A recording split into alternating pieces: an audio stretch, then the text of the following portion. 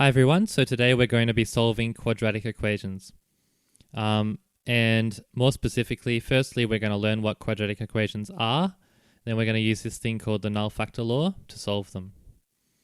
So firstly, what are quadratic equations? Quadratic equations have this a squared term, basically. It doesn't have to be x, it might be a squared or some other letter, but it has to have a variable which is squared. And so let's say we have x squared plus 5x plus 6. To be an equation, it also has to have an equals sign. So let's say that's our full equation. That's a quadratic equation. And I want to say that if we get rid of this x squared, if we didn't have this x squared, this would be easy to solve. We would minus 6 from both sides, and then we would have 5x equals minus 6, then we would divide both sides by 5.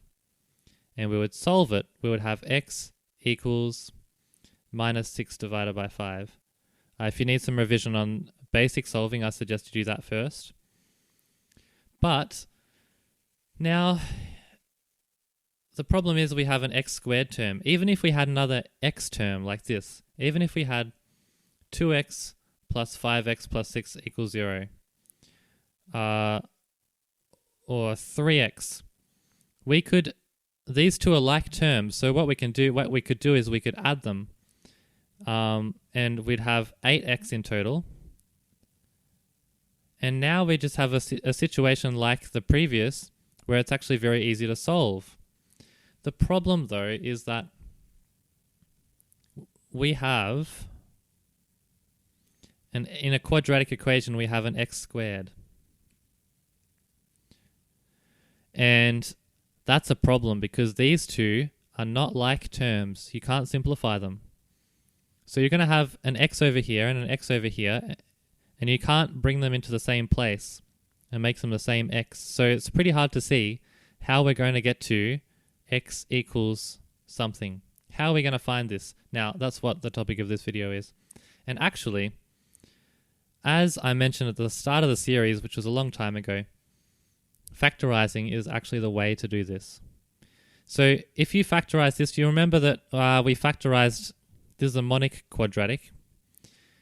If you want to watch the video on monic quadratics again, if you forgot how to factorize this, but we did factorize this, and the answer that we got was x plus 2 x plus 3.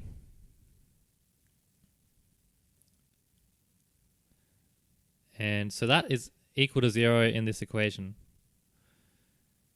Now, the null factor law, what that basically is it makes an observation. The observation is, if one of these brackets was actually replaced with 0, well, that would be, the whole thing would be 0, because this is 0 times x plus 3. But it's not at the moment. It's x plus 2x plus 3. But if I can make one of these brackets 0, then the equation will be true. So we actually have to find, solving an equation is finding the values of x which make the equation true. If we had the equation x plus 2 equals 3, the only value of x which makes the equation true is x equals 1. If x equals 1, the equation is true. If x equals something else, the equation is not true, so it doesn't work. So we haven't solved it. So you solve it by finding the value of x which makes the equation true. Now, this equation is saying that all of this is 0. Now, it just so happens that the only way this can be 0 is if this bracket is 0 or if this bracket is 0. So let's say we want this bracket to be 0. There's actually only one number that can make this bracket 0, which is negative 2. If x was negative 2, here's what would happen. So if x equals negative 2, we would have negative 2 plus 2 times Oops, sorry. Negative 2 plus 3 equals 0. Now, is this true? Now, it is true because this bracket is 0. Negative 2 plus 2 is 0. So we have 0 times negative 2 plus 3 equals 0. And we know that's true because 0 times anything, doesn't matter what's in this bracket, is 0. So we say one solution for the equation is x equals negative 2 because it makes the equation true. So some of you might be thinking, right, okay, so we've solved the equation x equals negative 2. The thing is, though, with quadratic equations, there's actually usually two solutions. So there's actually another number which would work for this equation as well. Now this is I know this is unusual. I know you're used to saying, okay, we've found out what x is, now we can move on. But there's actually two solutions. There's two numbers that actually work for this. So the other number has something to do with this other bracket. I wonder if you can I wonder if you can work out what this other number could be. So we had negative 2 to make this bracket 0. In this one, it's x plus 3. We need this to be 0. So x equals negative 3. You can actually write this out as another equation if you want to. You say, because you know that you want the bracket to be 0, x plus 3 equals 0. And then you can solve the equation by taking 3 away from both sides. And you'll get x equals negative 3.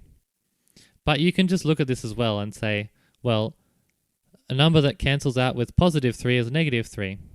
So x equals negative 3. And that's it. We've just applied the null factor law, which is if either of these brackets is 0, that makes the equation true. Or if either of these brackets is 0, that makes the whole left-hand side 0. Okay, so let's go to a practical example. Let's say you're making a video game. And let's say it's a version of the tanks game where you fire a cannon at the other tank. So the path of the cannonball going from left to right is a parabola. You can see it's going in this shape over here. And you remember at the start of the series, we talked about parabolas and we said they're either this shape or this shape, depending on whether they're a positive parabola or a negative one. And this is the equation for the parabola.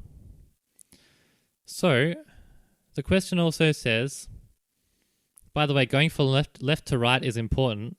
Hopefully you remember that, and then that'll be useful later on. So it lands at ground level where y equals 0. And if y equals 0, we can substitute 0 instead of y and rewrite this equation. I would just like to have this on the left-hand side, so I'm just going to put this on the left-hand side.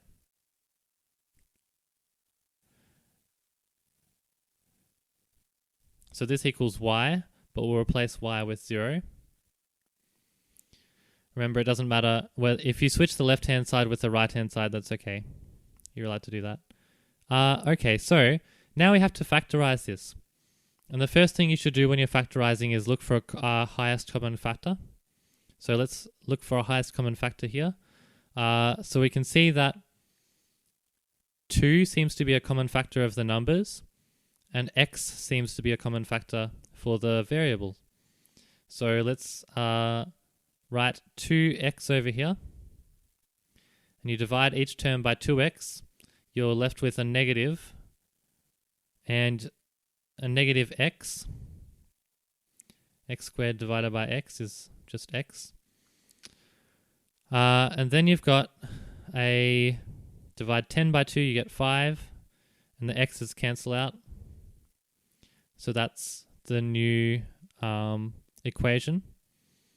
It's just a factorized version of it. So the null factor law, last time there was two brackets. This time there's a bracket and another, just a term here. But what we do is we say the 2x could be 0, or this bracket has to be 0.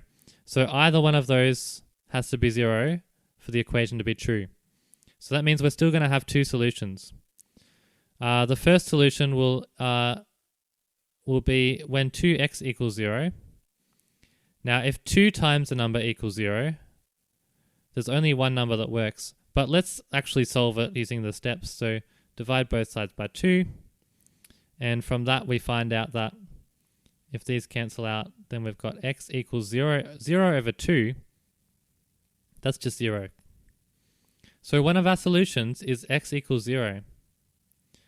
If that's the case, then this thing is 0, and the equation works. The whole thing is 0. The other situation is negative x plus 5 equals 0. To solve this one, you minus 5 from both sides. So these two will cancel out, then you've got negative x equals negative 5. And you can see from this, the only number that makes these two sides match up for x is 5. If x is 5, then it works. And that makes this whole bracket 0. And that makes the equation true. So that's another solution. X equals 5. Now, we've got a practical question here. It lands at ground level where y equals 0. What is the x coordinate of the landing place? It can't land in two places at once.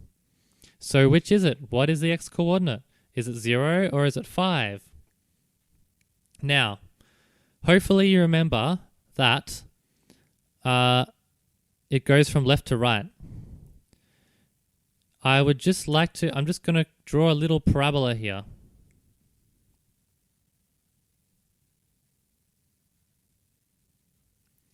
Now, our 2 points are y equals 0 for both of them. So one of them, x equals 0. That's got to be 0, 0, because y equals 0 as well. 0, 0 is here. The other one is 5, 0. Because x is 5 and y is 0 for both of these points. Remember, that's where the ground level is. So that's over here, 5, 0. And the path of it looks like this.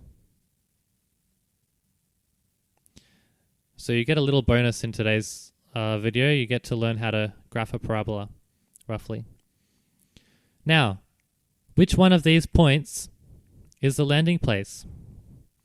Well, if you look at the path of the parabola, it goes like this, doesn't it? Roughly. My drawing's not too good. So is the landing place on the left or is it on the right? It's on the right, isn't it?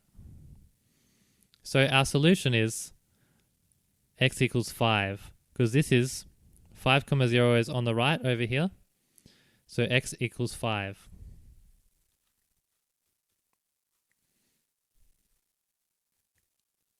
All right, that was pretty involved. So let's go to some simpler examples.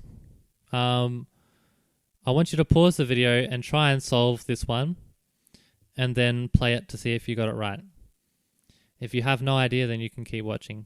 Okay, so there's 3 steps that we need to do. First of all, we need to make sure that the right-hand side is 0.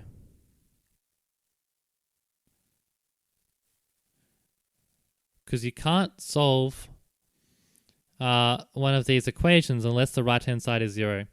In both of these cases, it worked out that there was 0, so that's why we could do the null factor law, because the right-hand side was 0. If the right-hand side was something else, we couldn't do that. Make sure right-hand side equals 0. Number 2, we factorize.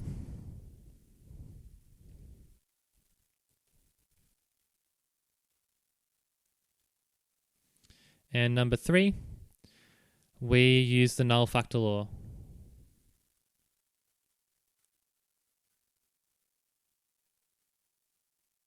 Okay, so in this one, step number 1 is we can move on to step number 2 because the right-hand side is 0. That's good. Step number 2 is factorize. So let's factorize. The highest common factor for the numbers is 5. For the letters, it's x. So we've got 5x. Divide 5x squared by 5x. You've got an x left over minus 5. Okay, now step 3, the Null Factor Law. We've got two possibilities, two solutions. Firstly, 5x equals 0, or x minus 5 equals 0. So firstly, 5x equals 0. Hopefully you can see that x has to be 0, but if you can't, we'll divide both sides by 5. Cancel these out. Now I've got x equals 0 divided by 5, which is just 0, isn't it? For this one, you can add 5 to both sides to get rid of that. And if you add 5 to this side, it cancels out. Then you've got x equals 5. So again, these are the same solutions as last time actually. X equals 0 and x equals 5. Alright, let's look at this one. There's the last example. Just pause it if you'd like to have a go. Now there might be a tricky part with part 1. Step 1. Okay, so let's have a go at this. You need to make sure the right-hand side is 0. The right-hand side is not 0. So what do we do? What you can do is you can get rid of it. How do you get rid of something? Well, if it's just a number 3, you can take it away. So let's minus 3 from both sides.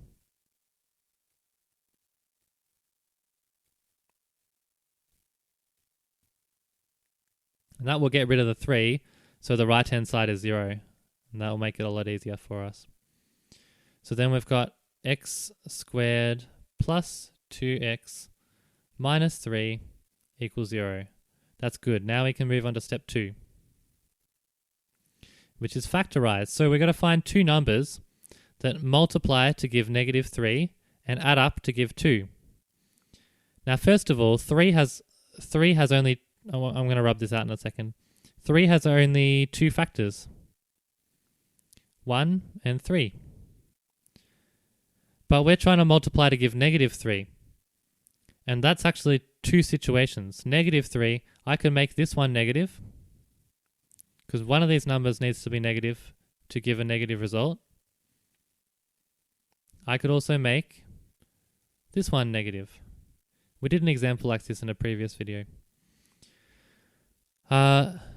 So we can choose one of these, but only one of them will add up to 2. So negative 1 plus 3 equals 2. So this is actually the factors. We've got negative 1 and 3. Just remember that. Minus 1 and 3. So I'll rub this out. That's why I'm asking you to remember. So that's equal to, we can write our two factors are minus 1 and 3. And so that's the factorized version.